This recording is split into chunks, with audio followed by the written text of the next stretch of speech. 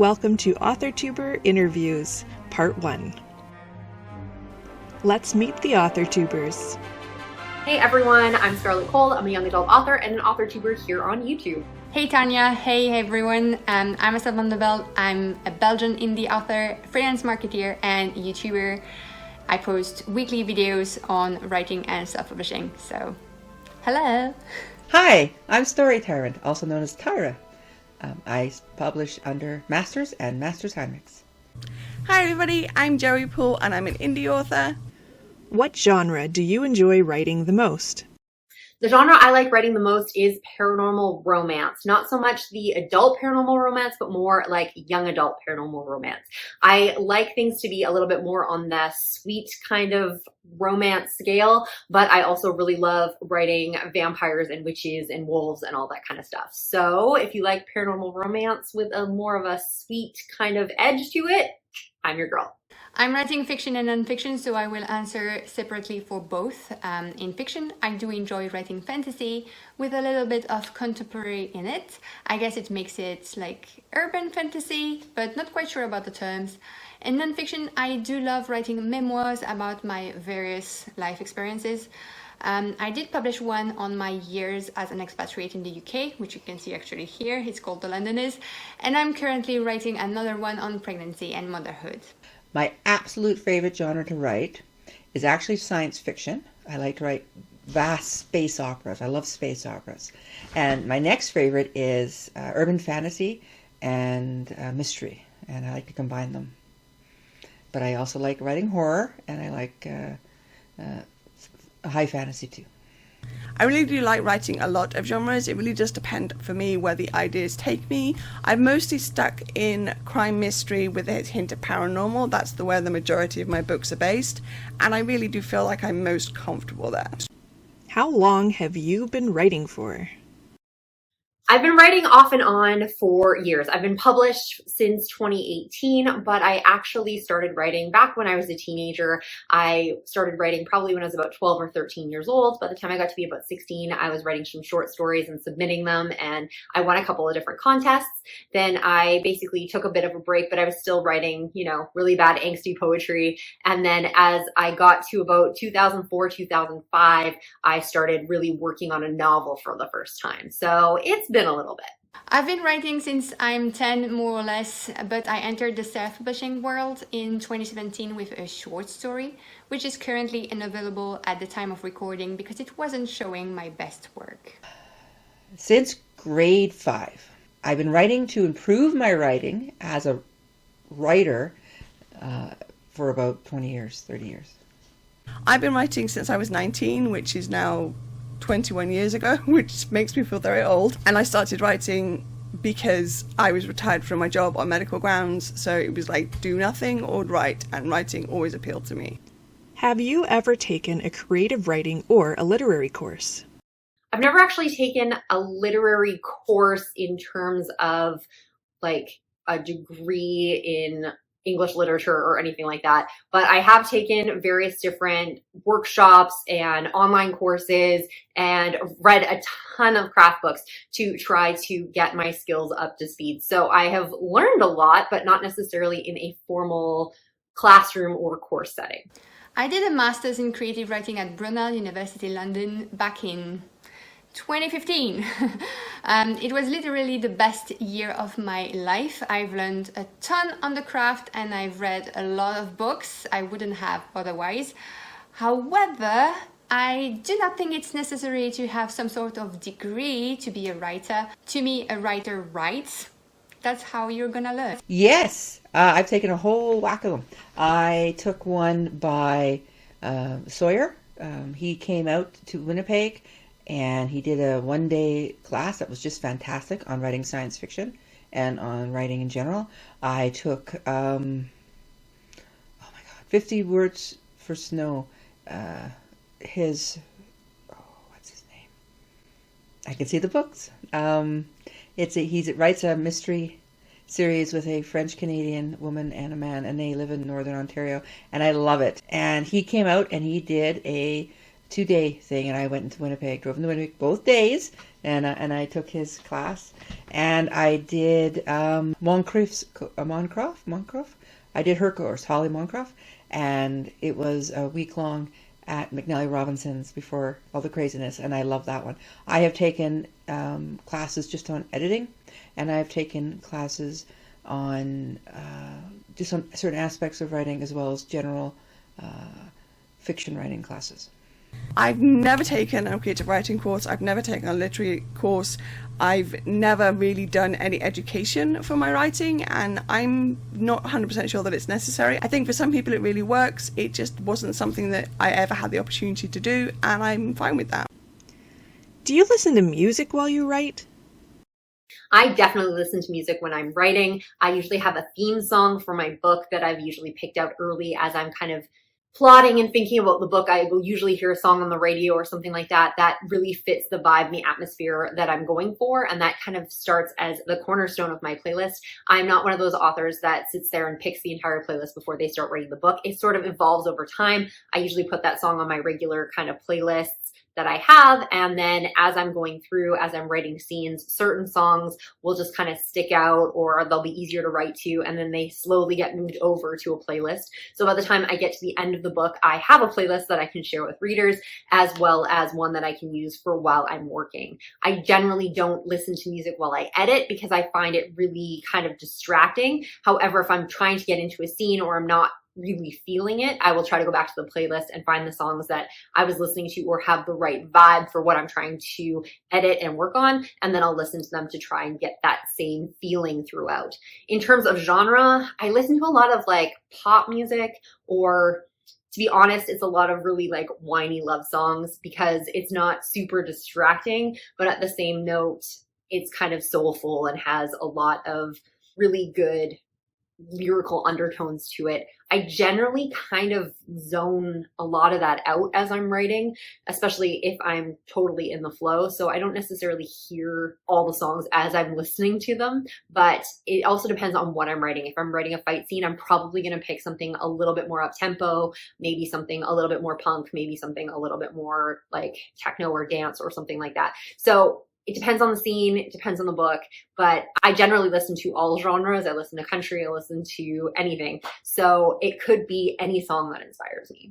I don't listen to music while writing, as I easily lose my thoughts if lyrics are involved, as I'm sure a lot of you do. But I do sometimes listen to meditation/calm melodies when I feel like it. Okay, that depends on the story and the character. Okay, so in my Dark Lords, when I'm writing the character of Jason, Jason has 3 songs that I play to put me in his head. One of them is Remedy by Seether. One of them is Country Song by Seether. And the other one is Cage the Elephant, Back Against the Wall. If you watch the video, you'll actually understand a major life event that occurred in Jason's background. And I play those 3 songs and I'm in his head. I can write him. The same thing happens for certain characters. I have a couple characters where it's this high, it's like big orchestral music. It's like Lord of the Rings, the background music, like it's huge. For me, it's the character. I have one character, it's only romance songs, which it's weirded me out.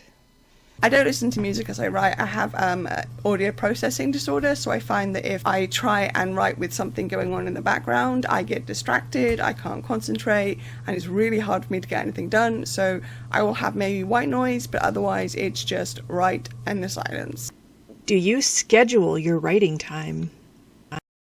Yes, I do schedule my writing time, but it very rarely follows through with what I'm actually doing. So I don't necessarily schedule it in terms of blocks, between 6 and 7 I'm going to write or anything like that, because my days are kind of chaotic. I have 2 kids in hockey and school and all that kind of stuff. I do not write full time. Sometimes my job is more than full-time hours, depending on the time of year or projects that I'm working on and various different things. So what I usually try to do is schedule an amount of sprints that I would like to get done in a particular day. So if I know that I'm busy, it may be like 1 or 2 sprints. If I've got a lot of time, maybe I'll give myself 4 or 5 or something. For me, a sprint is usually about 25 minutes. So I will try to fit those in whenever I can. If I'm jazzed for the day in the morning, I might get one done before I start work. Maybe I'll do it at lunchtime, end of the day, before bed, something like that. I also try not to give myself too much flack if I'm not writing all the time, or if I miss some of my writing sessions. If I do it for too long, I kind of feel bad, but if I miss one day, or I only get one sprint done in the day and I had scheduled to do 2 or 3, then I try to, you know, be okay with that and not give myself too much trouble for not necessarily hitting all of that stuff. With an hectic life like mine, I can't really schedule my writing. However, I do set some goals at the beginning of each quarter and do my best to achieve as many of them as possible. When I don't schedule writing time, I don't write. That's what I discovered. When I schedule writing time, it can be quite intense if I pre-set up. So if I pre-set everything up, get everything prepped for writing, and I don't have to do it then before I start writing, I will have very productive writing spurts and periods, like really good. But if okay, this may sound silly. If I leave my desk set up for writing and I come back every day at the same time, so I do, let's say I do a 5 o'clock to 6 o'clock writing AM sprint or something, I will be really productive. Like, I will do great. And if I can do it every day at the same time, by the 3rd day, I sit down, I'm literally pre-writing before I sit down. But when my life gets crazy and I'm going to work and it keeps breaking my pattern up, it's even hard for me to focus on the same story 2 days in a row. I do schedule it in that I have a planner and I work out what I'm going to work on each day, but I don't schedule it in as I decide I will write at this exact time on this exact day. It's basically I will write a certain chapter a day, and whenever I get to that in my morning routine is whenever I get to it. Have you ever joined NaNo WriMo, or do you plan to in the future? I've totally done NaNo WriMo. I've done it a few times. I really, really enjoy it. It can be a lot of pressure for some people not knowing about, you know, trying to get those words in, especially if you're a slow writer like me. But I like that it pushes me a little bit, and there's just such a community around NaNo WriMo that I think it just really pushes me forward to get work done. And I actually have 2 books that I have released from NaNo WriMo. So both Keeper of Shadows and Sleepless were books that I wrote during NaNo WriMo. They didn't release till like 4 or 5 years later, but I did initially start them as NaNo WriMo books. And I've learned a lot with trying to fast draft as well, because it kind of teaches you to push through those things that people don't necessarily want to read, you know, like you just want to get to the meat of the scene so you get those words in. And then when you go back to edit, did you really need that lead in? Do you really need all that extra stuff? Or can you keep your chapters a lot cleaner, a lot more concise from just getting to the stuff that's exciting, that people really want to read, and skipping the stuff that people skip? I have participated in NaNo WriMo every 2 years since 2011. Yes, Nano is my kick in the pants. I need Nano. For me, the end of summer is a crazy time usually. It's at work, a lot of people take time off. That's their last chance for vacation before kids go back to school and whatnot. Or it's the first week and the kids are back at school the first 2 or 3 weeks, and they want some quiet time at home to prep things for winter, because this is Manitoba. Canning season for me is insane. End of summer for me is crazy busy. And so then I come out of that and I'm physically tired and mentally frustrated, which doesn't make any sense because there's a lot of organizing and focusing, but it's not it is creative, but it's not creative. So when November comes, when I actually can catch my breath before December, November is my month. And I've even refused shifts in Novembers in past so I can do Nano. And yeah, so no, I'm doing Nano now. For me, Nano is very important. It's my kick in the pants, and it will get me going for winter. The only problem I have usually is picking a project and staying with it. I usually start Nano with one project, and you'll see it changed. Like the first week of Nano, it changes, and then I'm writing like a crazy person, right? Trying to catch up. So I've done NaNo WriMo for a number of years now. I think the first time was back in 2016, 2015. I can't really remember. And I kind of am more of a rebel than someone who goes with it every single time with the same kind of idea. Sometimes I will work on other projects. Sometimes I will start 2 brand new ones. Usually at the moment, the way my schedule falls is I'm starting new ones in November, so that works for me. With the camps, I kind of half-heartedly take part, in that I don't really set myself a goal on the website or anything else like that. It's just doing what I'm normally doing and allowing myself to have that freedom to join in with everybody else. Has another author inspired your writing style in any way? I've read a lot of authors that have kind of inspired me. In terms of writing style, Maggie Stepfader is an author that I totally look up to, as well as V.E. Schwab. She is my unofficial author obsession. And I really love their writing because they write kind of genre stuff, but it's very lyrical and very, you know, complex. They don't dumb down any of their YA language. You know, they use big words and they make their stuff just sound absolutely beautiful. I'm not saying that I write like them. I just wish that I could. And if anybody thinks that my writing is like theirs, like, that would be the be all end all for me. Two authors have inspired me, Neil Gaiman and Victoria Schwab. Neil Gaiman because I had an inferiority complex before reading The Graveyard Book. He showed me that I could convey a story in simple words and still have a great story. And Victoria Schwab because she writes so many exciting worlds that I'm inspired to do just the same. Yes, as well as some editors. Sol Stein, one of the most famous editors in North America, he definitely influenced me. I've read his books. Frey, the guy who wrote How to Write a Damn Good Novel and How to Write a Damn Good Mystery and How to Write a Damn Good Novel too. He's influenced me strongly. Agatha Christie, huge influence on my writing. Not necessarily the style or anything like that, but how she said, let the characters tell you the story. Sir Conan Doyle definitely influenced me. Asimov, Isaac Asimov, huge influence. J.R.R. Tolkien, definitely a huge influence.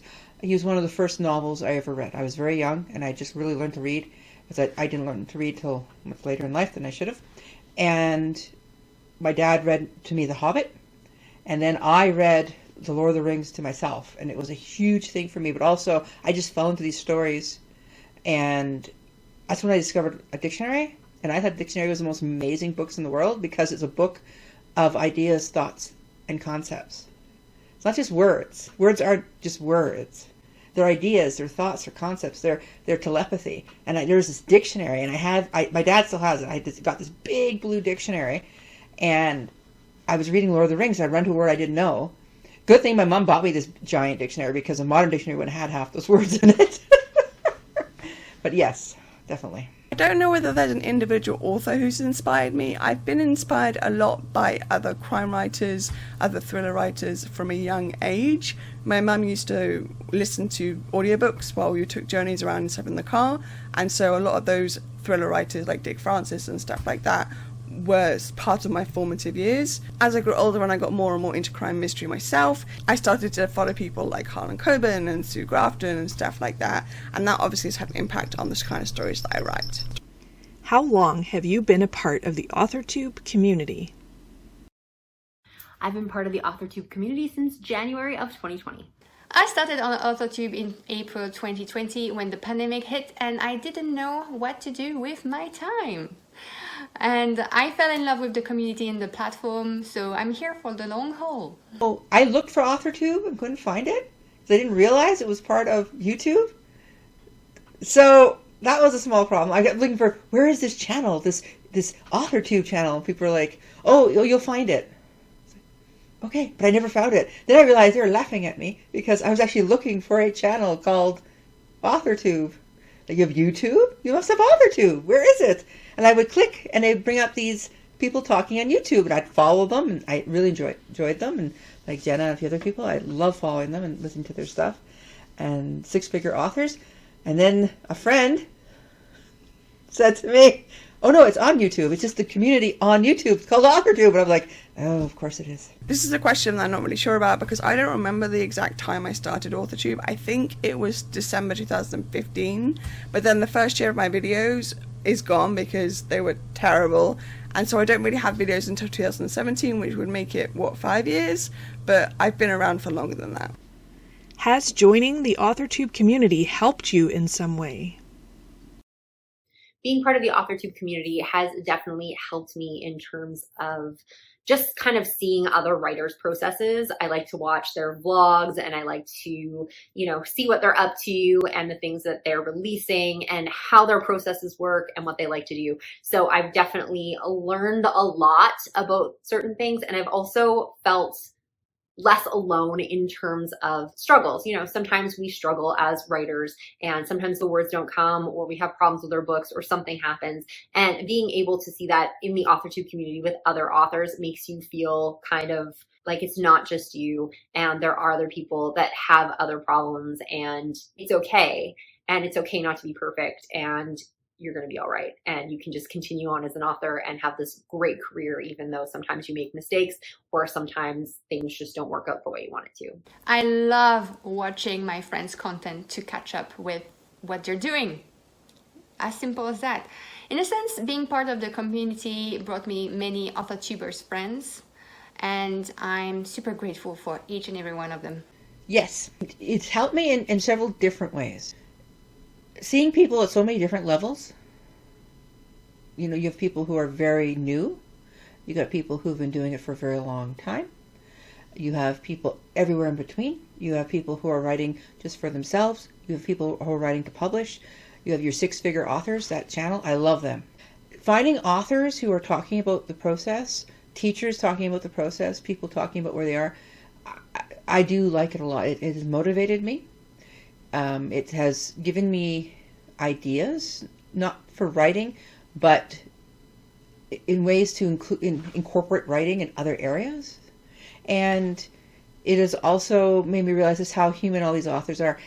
And I like the fact that suddenly being an author isn't some fancy, snazzy, oh, they're an author. Ooh, here comes a limo. No. It's brought the reality of being an author to a lot of people's, shown them what it is. So you don't get the silly questions, which we have all got. Joining AuthorTubers really helped me. It's helped me reach out to other writer friends. It's helped me be part of the community more. And I really do enjoy the space that I have here and all that it means and all the rest of it. If you could meet any AuthorTuber in person, who would it be and why? If I could meet any AuthorTuber in person, it would be Sarah Cannon from Heart Breathings. I just noticed, actually, I have her autograph here on a book plate. She is one of the AuthorTubers that I love the most, and I've taken some of her courses as well. I've taken Publish and Thrive. I've taken the HB90 course for planning, and she's just so wonderfully upbeat. We write in very similar genres, and I just think that she would be a wonderful person to hang out with. I would love to, sit with her and pick her brain and just get to talk to her for a while. So maybe one of these days I will run into her at a conference or something somewhere. But yeah, if I could meet Sarah Cannon, totally make my day. Ouch! Such a difficult question. I've made so many friends that I would love to meet all of them in person. So I'm only going to name a few. Author Anne-Sophie, because she lives in Germany and I'm in Belgium, so we're neighbors and that would be easier. And then I would say Dare Roberts, MK Williams, SD Houston, and so many more people, but they're all in the US, so it's a bit more difficult to meet in person. The six-figure author people? Yeah, but then I'd be so embarrassed. I'm like, I'm not published, I'm not worthy. If I could meet any AuthorTuber, it would have to be Dalsa Saruna, just because me and her really click, and I'd really like to see her in person, and it would just be very nice to spend some time together and chat and all the rest of it.